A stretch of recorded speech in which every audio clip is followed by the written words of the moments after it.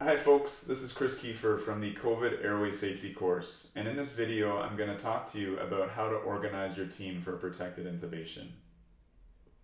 So a really fundamental point here is that you need to give your team members a sense of their identity early on and a shared mental model.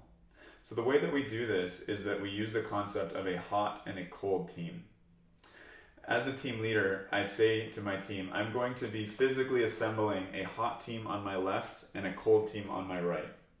So already people have a sense of where they might fit in. I then select my most experienced intubator to be my intubator. I select my RT.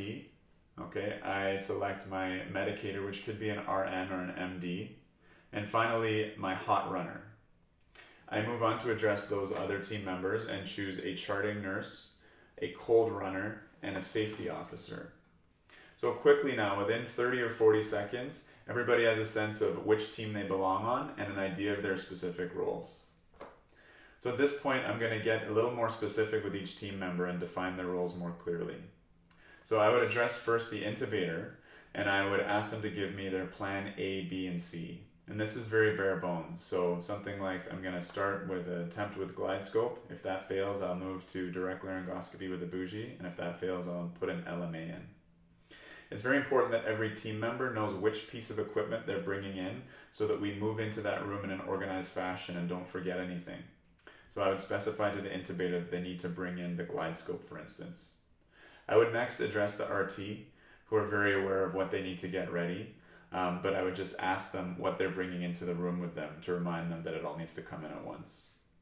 I'd then talk to the medicator, and we would go over what drugs they were going to use. And really, we want to keep this as simple as possible and stick to push dose medications for the RSI and for hemodynamics. So this would usually be ketamine, high dose rocuronium, and push dose epi. Lastly, I would address the hot runner. And typically, I tell them they have the most important role on the team.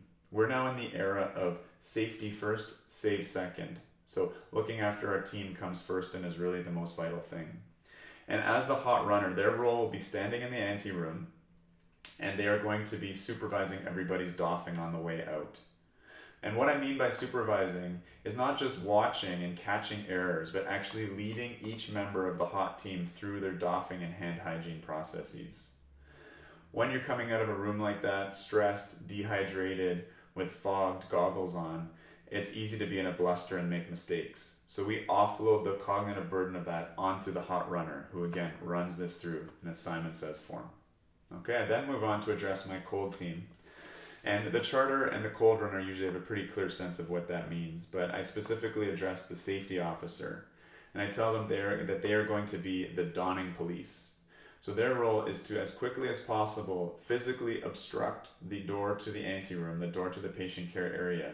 And similar to a bouncer at a bar, they are going to be systematically checking everybody's ID.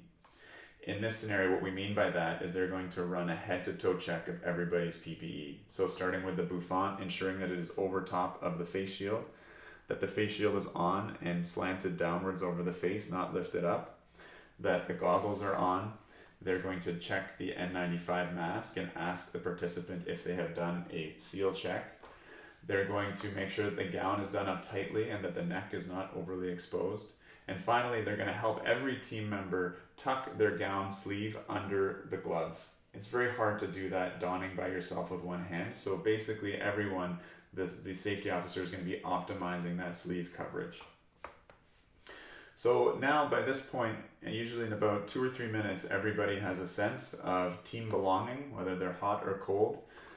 They know more specifically what their roles are, and they know what equipment they're bringing into the room. So that's the approach we take to get people organized for the protected intubation.